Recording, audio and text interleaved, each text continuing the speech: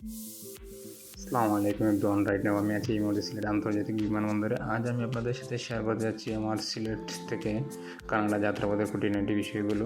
আশা করি এই ভিডিওটি আপনাদের কাছে আসবে, আপনাদের যাদের ভিসা হয়েছে। আপনারা দেখতেই পাচ্ছেন আমি ইমিগ্রেশন অফিসারের সঙ্গে দাঁড়িয়েছি। ইমিগ্রেশন অফিসার জানতে চাই আমার হোটেল বুকিং আছে কিনা এবং আমার ইনভাইটেশন আছে কিনা এবং কানাডিয়ান ডলার কত এনেছি আমি সবগুলো দেখিয়ে দিলাম এবং টাকাগুলো উনি হ্যান্ড উইচ করে দেখানোর জন্য বলেন, তাই আমি টাকাগুলো হ্যান্ড উইচ করে দেখিয়ে দিলাম।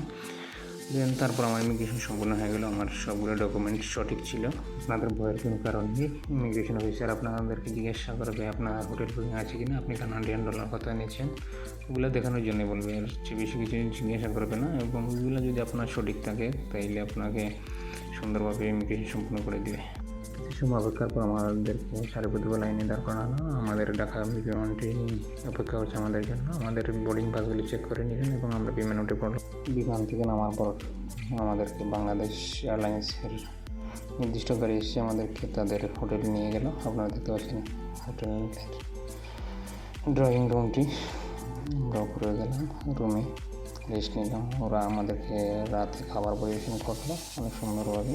রাত 2টার দিকে আমাদেরকে ডাকা হলো। হোটেল কর্তৃপক্ষ আমাদেরকে ডাকলেন। আমাদের ফ্লাইটের সময় হয়ে যাচ্ছে, আমাদেরকে বিমানবন্দরে অবস্থান নিতে হবে, তাই আমরা নেমে পড়লাম। আপনারা দেখতে পাচ্ছেন আমরা শাহজালাল বিমানবন্দরে এসে পৌঁছেছি। একটু পরে আমাদেরকে বিমান উঠতে হবে, তাই আমরা আমাদের যা সিটে বসেও রেস্ট নিচ্ছি। আমাদেরকে বড় সারিবদ্ধ লাইনে দাঁড় করানো হলো। আমরা বিমান উঠে পড়লাম। দেখতেই পাচ্ছেন বিমানবালা আমাদের খাবার পরিবেশন করছে।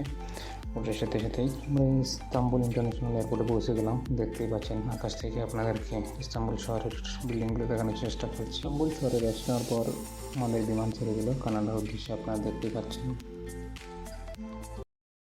সুবহানাল্লাহ। বিমানের ভিতর থেকে আপনাদেরকে আমি আকাশের দৃশ্যগুলো দেখানোর চেষ্টা করছি। আল্লাহ তার নিদর্শনগুলো কত সুন্দর করে সৃষ্টি করেছেন, আলহামদুলিল্লাহ। এটা আমার দেখার সৌভাগ্য হয়েছিল।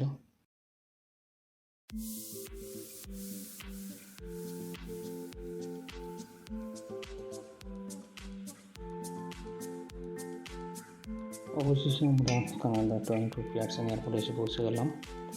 আলহামদুলিল্লাহ, সবই আল্লাহর ইচ্ছা। কানাডার পিয়ারসন এয়ারপোর্টে পৌঁছার পর আমাদের সাথে ভিডিও লাইনে দাঁড়িয়ে গেলাম ইমিগ্রেশন অফিসারের সামনে। ইমিগ্রেশন অফিসারের সামনে দাঁড়ানোর পর আমাদেরকে আমাদের পাসপোর্ট দেখাতে বললেন।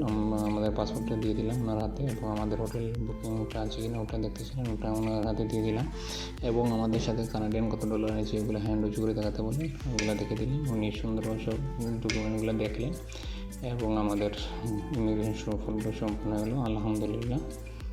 বাড়তি কোনো ঝামেলা পোহাতে হয়নি। ইমিগ্রেশন শেষ করার পর আমরা আমাদের লাগেজগুলো সংগ্রহ করলাম এবং বাইরে বেরোলাম। আমাদের নির্দিষ্ট ট্যাক্সি এসে আমাদেরকে নিয়ে গেল। আপনারা দেখতে পাচ্ছেন 2 দিন পর আমরা চলে এলাম কানাডার গ্লোসারিতে। আমাদেরকে নিত্য প্রয়োজনীয় জিনিস আজকে নিতে হবে আমাদের খাবার দাবারের জন্য। আপনারা দেখতে পাচ্ছেন এখানে বাংলাদেশে অনেক পণ্য পাওয়া যায়। বাংলাদেশের সবগুলো পণ্য এখানে পাবেন আপনারা যারা আসবেন। বাংলাদেশে গ্লোসারিগুলিতে বাংলাদেশের সকল ধরনের পণ্য পাওয়া যায়।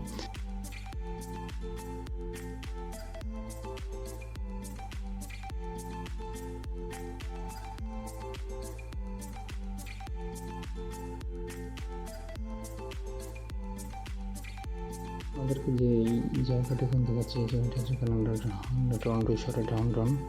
এটাকে ডাউনটাউন বলা হয়, শহরের একটি প্রাণকেন্দ্র এটা।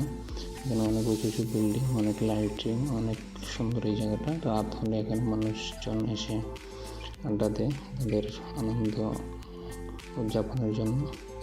উঁচু যে টাওয়ারটি দেখতে পাচ্ছেন এটাকে বলা হয় সিএম টাওয়ার। পৃথিবীব্যাপী লোকজন আসে এটা দেখার জন্য। অনেক সুন্দর একটি জায়গা। এটা বেশি রাতে বেশি সুন্দর দেখা যায়, অনেক সুন্দর এটা দেখতে।